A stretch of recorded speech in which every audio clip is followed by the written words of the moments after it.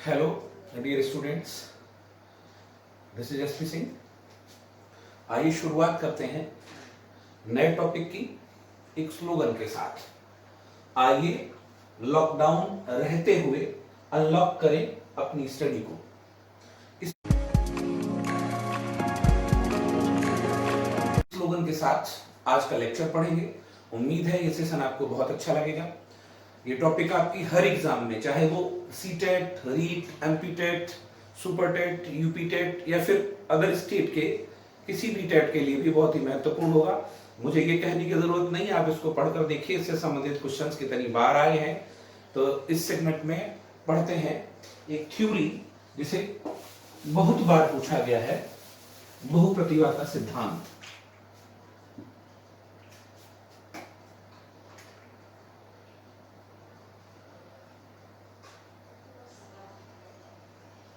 Harvard और gardener, आप इनको इनके नाम से जानते होंगे, हार्वर्ड और गार्डनर। अक्सर ये पूछा गया गार्डनर के नाम से, गार्डनर के नाम से, गार्डनर के नाम से।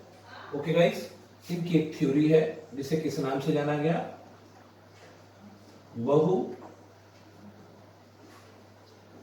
प्रतिभा का सिद्धांत। सबसे पहले एक चीज क्लियर करेंगे यहां पर, सिद्धांत को और किन किन नाम से पूछा जा सकता है या पूछा गया है। तो सबसे पहले अगर हम गार्डनर की बात करेंगे तो हार्वर्ड गार्डनर अमेरिकी मनोवैज्ञानिक थे।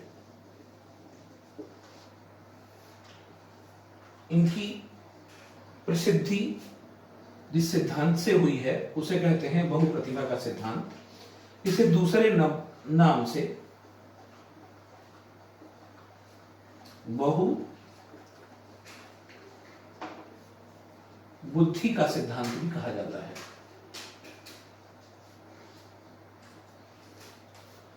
तो बहुप्रतिभा का सिद्धांत ही एक और नाम से पूछा जा सकता है, बहुबुद्धि का सिद्धांत। अब इसे अंग्रेजी में कैसे लिखते हैं? अंग्रेजी में से लिखते हैं मल्टीपल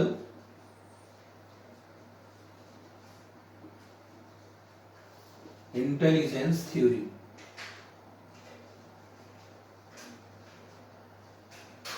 अब केवल इस नाम से या तो कहते हैं थ्योरी ऑफ मल्टीपल इंटेलिजेंस या फिर कहते हैं मल्टीपल इंटेलिजेंस थ्योरी। तो केवल इन दो अक्षरों से भी एक नाम पूछा जा सकता है और वो नाम होगा बुद्धि का एमआई सिद्धांत।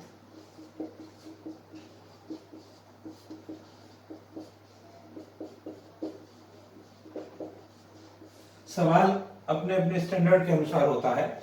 आप देखेंगे शायद सीटेट में बहुप्रतिभा बहुबुद्धि पूछते हैं, लेकिन रीट वगैरह में या फिर एमपीटेट वगैरह में अलग से नाम ही पूछते हैं। तो अब ये पूछा जा सकता है एम आई।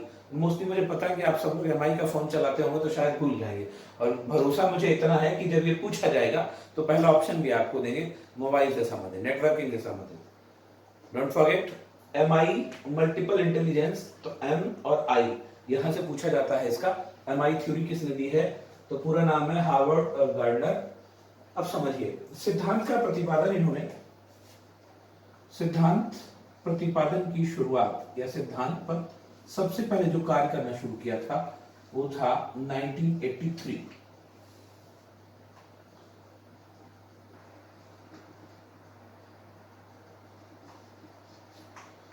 और सर्वप्रथम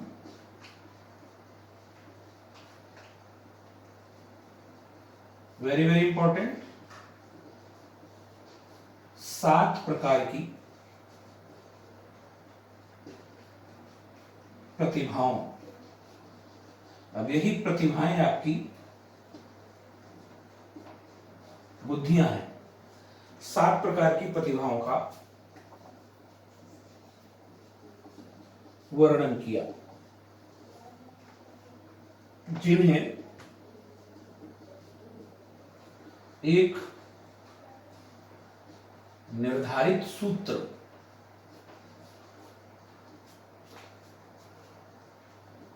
जिन्हें एक निर्धारित सूत्र में पिरोया, जो कि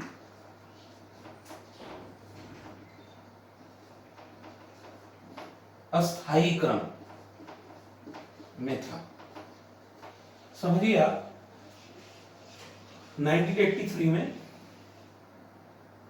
7 प्रकार की बुद्धियां बताई, 7 प्रकार की प्रतिभाएं बताई। इनका मानना था कि किसी व्यक्ति में कुल 7 प्रकार की प्रतिभाएं होती हैं। अब एक और चीज समझिए, ये सभी प्रकार की प्रतिभाएं एक दूसरे से अलग हैं, पूरी तरीके से एक दूसरे से अलग हैं। किसी भी एक प्रकार की प्रतिभा, एक प्रकार की बुद्धि का प्रभाव दूसरी प्रकार की बुद्धि पर नहीं पड़ता है। ये महत्वपूर्ण है। इसका मतलब पूछा जाता कि मस्तिष्क में किसी एक प्रकार की बुद्धि में प्रभाव क्या दूसरी को प्रभावित करेगा? जी नहीं, ना तो प्रभावित करेगा, ना ही उससे नुकसान पहुंचेगा। एक पार्ट में हुई क्षति क्या दूसरे पार्ट को प्रभावित करेगी? बिल्कुल नहीं करेगी। जब 7 प्रकार की प्रतिभाएं एक दूसरे से अलग हैं, तो मस्तिष्क कोई किसी को प्रभावित नहीं करेगी, और ना ही यह अंदाजा लगाया जा सकता है कि किसी भी एक व्यक्ति में किसी एक बुद्धि के ज्यादा होने से सारी प्रकार की बुद्धियां भी उसमें ज्यादा ही होंगी, या फिर ठीक इसका 22 वर्ष किसी एक बुद्धि के कम होने से यह भी नहीं कहा जा सकता है कि उसमें सभी प्रकार की बुद्धियां कम होंगी। यहां तक क्लियर है? समझते हैं वो 7 प्रकार की कौन कौन सी प्रतिभाएं बताई हैं।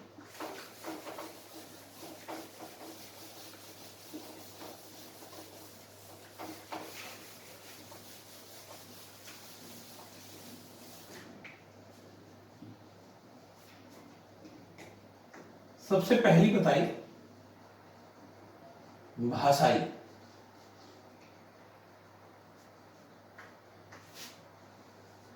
लिंग्विस्टिक, इसे भाषा बुद्धि भी कहते हैं, भाषा। दूसरी कौन सी है? तार्किक गणितीय, इसे अंकीय बुद्धि भी कहा गया। आप समझिए, अलग अलग नाम हैं ये सारे के सारे। अंकीय बुद्धि। तीसरी है आपकी संगीत बुद्धि, म्यूजिकल। चौथी है आपकी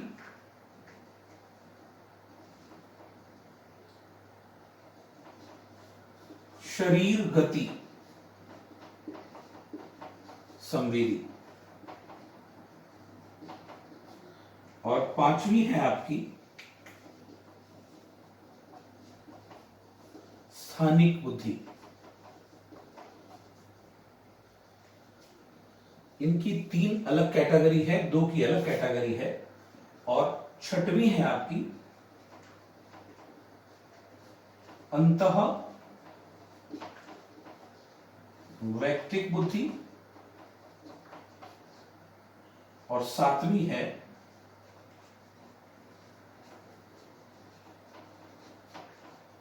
अंतर्वैयक्तिक बुद्धि।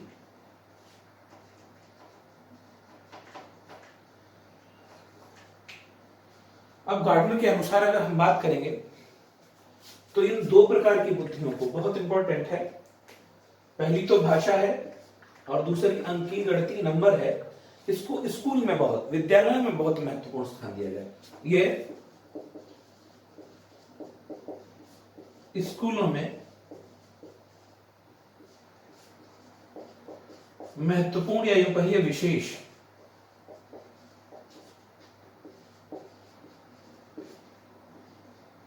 महत्व रखती है। ये 2 प्रकार की बुद्धियां स्कूल स्तर पर बहुत महत्वपूर्ण भूमिका निभाती हैं। विद्यालय में मोस्टली भाषा या फिर नंबर पर ही कार्य किया जाता है, तो इन 2 प्रकार की बुद्धियों को लेकर स्कूल में बहुत महत्व दिया जाता है। अब बात करेंगे अगली 3 कैटेगरी है अगली, अगर इस पर चर्चा की जाती है तो समझिए ये 3 कलाओं से संबंधित हैं। अब कलाएं समझते होंगे आप, आर्ट्स, कलाओं से संबंधित हैं।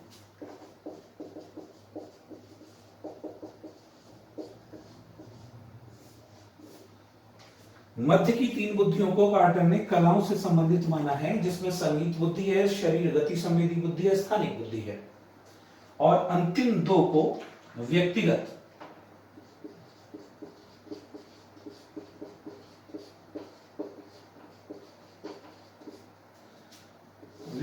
बुद्धि की श्रेणी में रखा है। अब अगर पूछा जाता है कि इन 7 प्रकार की बुद्धियों की कैटेगरी क्या है, तो इनकी 3 कैटेगरी है। पहली 2 हैं आपकी स्कूलों में महत्वपूर्ण खासतौर से हैं, अंत मध्य की 3 कलाओं से संबंधित होती हैं, और अंत की 2 व्यक्तिगत बुद्धि मानी गई है।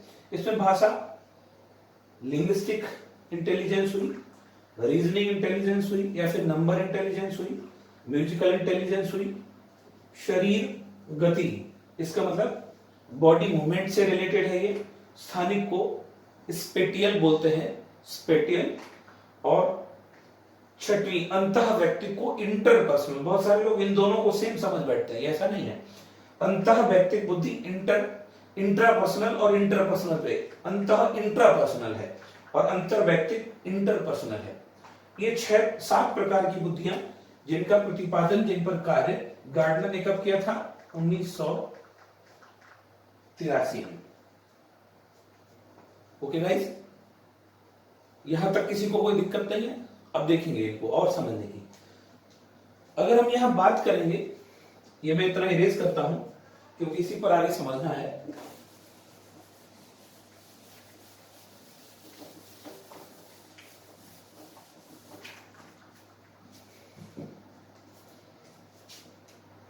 इसका आशय ये है कि ये वो लोग होते हैं जिनको भाषा के पीछे छिपे हुए रहस्य या फिर भाषा संबंधी, भाषा को अंडरस्टैंड करने की क्षमता बहुत अच्छी होती है। तो इसमें कवि, लेखक, पत्रकार, वकील आदि को सम्मिलित किया जाता है, जिनमें भाषाई बुद्धि होती है। समझ पाएंगे? पूछेगा इंडिविजुअल कवि में कौन सी बुद्धि होती है, तो आप भाषा बुद्धि को टिक करेंगे। लेखक, पत्रकार में कौन सी बुद्धि होती है, भाषा बुद्धि होती है। वकील में कौन सी होती है, इन सबको भाषा के पीछे छिपे हुए रहस्यों का ज्ञान होता है। इसलिए माना गया है कि इन प्रोफेशनल्स के भीतर भाषाई बुद्धि होती है। अब इसी तरीके से वो लोग जिनको अंकों के पीछे छिपे हुए रहस्य पता होते हैं, अंकों के पीछे छिपे हुए रहस्य जिन्हें आते हैं, वो कौन कौन से होते होंगे, समझिए आप। इसमें नंबर 1 पर गणितज्ञ, मैथमेटिशियन। आपको पता होना चाहिए नंबरों के पीछे छिपे हुए रहस्य उसको बहुत अच्छे से आते हैं।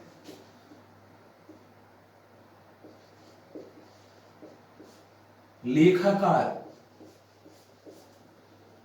या फिर इसे कहते हैं सर्वे अधिकारी,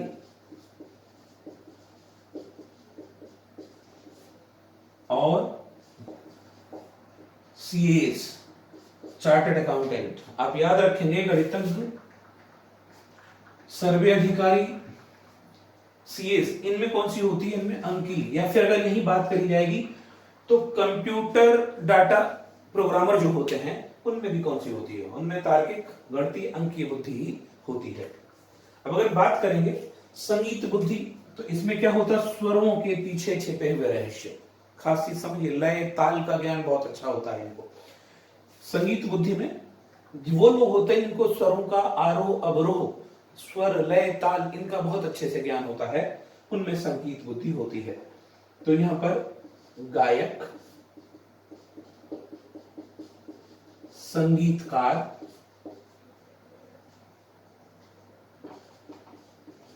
वादक आदि, इनमें कौन सी होती है? इनमें संगीत बुद्धि होती है। आई होप क्लियर हो रहा होगा। अगर कहीं भी कोई दिक्कत होती है तो आप कमेंट बॉक्स में मुझे जरूर बताएं। अगला है आपका शरीर गति। इस बुद्धि के लोगों में शारीरिक बैलेंसिंग बहुत अच्छा होता है। समझिए इस चीज को, शरीर का बैलेंस इतना अच्छा होता है कि यह शरीर पर नियंत्रण कर लेते हैं, बॉडी पार्ट्स पर, बॉडी शरीर के अंगों पर बहुत अच्छा नियंत्रण रखते हैं। और खास तौर से माना गया है हाथों और आंख का समन्वय बहुत अच्छा होता है। इसलिए यहां पर सबसे पहले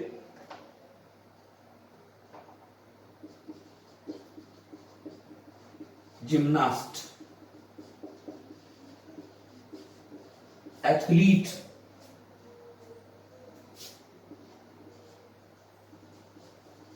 नर्तक पूछा जा चुका है, नर्तक, एथलीट,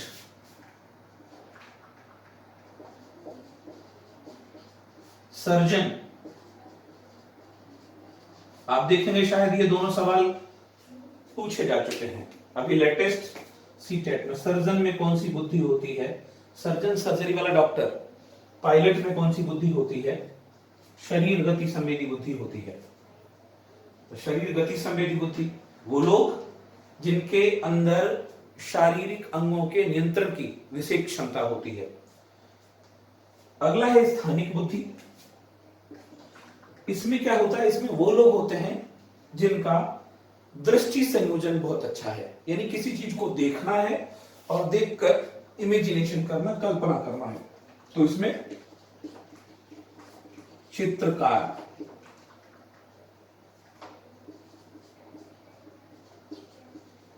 मूर्तिकार या फिर कारीगर आदि को शामिल किया जाता है। अब पूछा जाता है चित्रकार, मूर्तिकार, कारीगर में कौन सी बुद्धि होती है? तो इनके भीतर स्थानिक बुद्धि होती है। अगर मैकेनिक पूछा जाएगा तो भी, मैकेनिक पूछा जाएगा तो भी स्थानिक बुद्धि ही इनके भीतर पाई जाती है। अंतः व्यक्तिक अगर पूछा जाए, अंतः व्यक्तिक इंट्रापर्सनल है ये, तो समझिए आप, ये वो लोग होते हैं जिनको स्वयं की क्षमताओं का बहुत अच्छे से ज्ञान होता है। अपनी कमजोरियां, अपनी ताकतें, अपनी क्षमताओं का विशेष ज्ञान रखने वाले लोग जो होते हैं उनके भीतर कौन सी बुद्धि मानी गई? अंतः वैयक्तिक बुद्धि मानी गई। और ये है आपके परामर्शदाता, दार्शनिक जाता है। इनमें कौन सी बुद्धि होती है? परामर्शदाता है, दार्शनिक है, मनोवैज्ञानिक है। तो इनमें कौन सी होगी? इनमें इंटरपर्सनल बुद्धि हो, सॉरी इंट्रापर्सनल, अंतः व्यक्तिक है, इंट्रापर्सनल बुद्धि होगी। और इस सूची में लास्ट है जो आपका, वो है आपका अंतर्वैयक्तिक बुद्धि। इसमें वो लोग आते हैं जो दूसरों की क्षमताओं, अब ठीक इसका अपोजिट कहिए आप। अंतः व्यक्ति में क्या होता? अपनी क्षमताएं, अपनी शक्तियां, अपनी कमजोरियों का ज्ञान होता है। जबकि अंतर व्यक्तित्व में ठीक इसका उल्टा हो जाता है। व्यक्ति दूसरे की भावनाओं को समझने की विशेष क्षमता रखता है। अंतर व्यक्तित्व में कौन सा आया नंबर 1 पर? राजनीतिज्ञ। आप देखते होंगे नेताओं को दूसरों के अकॉर्डिंग ही फैसले लिए जाते हैं ताकि मॉब, भीड़ को नियंत्रित किया जा सके या फिर पोलराइज किया जा सके। तो राजनेताओं में कौन सी बुद्धि होती है? अंतर्वैयक्तिक होती है। ये दूसरों को समझते हैं।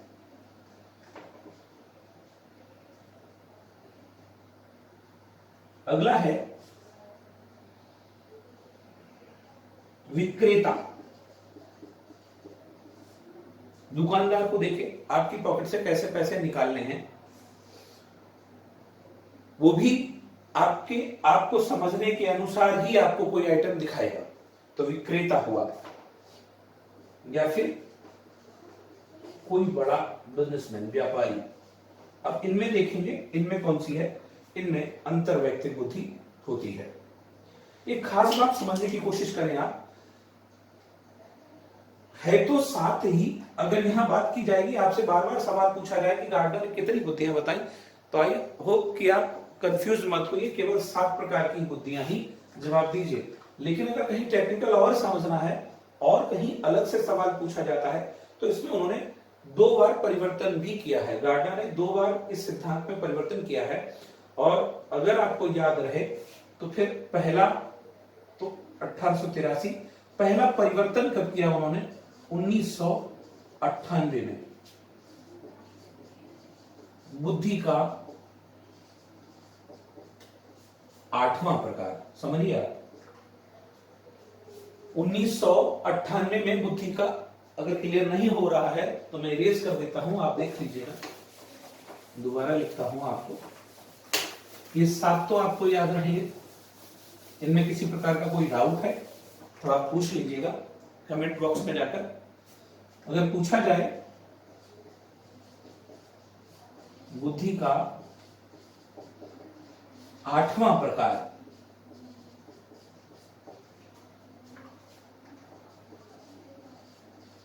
उन्नीस सौ 98 में जोड़ा गया, और जिसे किस नाम से जाना गया, वो है आपकी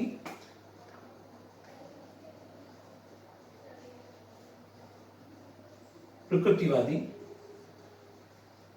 बुद्धि। अब पूछेगा इसमें कौन से लोग शामिल किए गार्डनर ने? इसमें वो लोग शामिल किए जिनको नेचर को समझने, जिनमें नेचर को समझने की विशेष योग्यता है।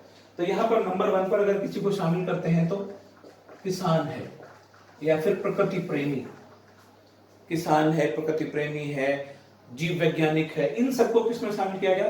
प्रकृतिवादी बुद्धि के अंतर्गत शामिल किया गया। और बुद्धि का 9वां प्रकार 2000 में जोड़ा। हार्वर्ड गार्डनर ने बुद्धि का 9वां प्रकार कब जोड़ा है? 2000 में जोड़ा है। और वो बुद्धि कौन सी बताई है उन्होंने? वो बताई है अस्तित्ववादी बुद्धि, एग्जिस्टेंस इंटेलिजेंस। इसमें उन लोगों को शामिल किया है जिनको इस ब्रह्मांड के रहस्यों की विशेष जानकारी की योग्यता है, ब्रह्मांड के रहस्य को समझने वाले होते हैं। तो इसमें किनको शामिल किया गया है? खास तौर से भूगोलवेत्ताओं को,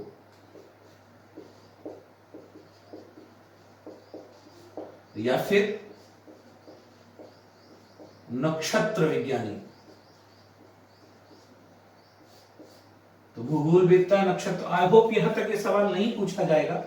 आपको पहले वाले 7 याद रखने हैं, जिसमें पहला भाषा बुद्धि थी, दूसरा अंकीय बुद्धि थी, संगीत बुद्धि, शरीर गति संवेदी, स्थानिक बुद्धि, अंतःवैयक्तिक बुद्धि और अंतर्वैयक्तिक बुद्धि। ये 7 प्रकार की बुद्धियां हैं जिनमें किन किन को लेकर, यहाँ पर देखेंगे शायद ये वाला सवाल आपने कई बार सुना होगा, सीटेट पूछ चुका है, लता मंगेशकर में कौन सी बुद्धि होती है, या लता मंगेशकर में कौन सी बुद्धि है?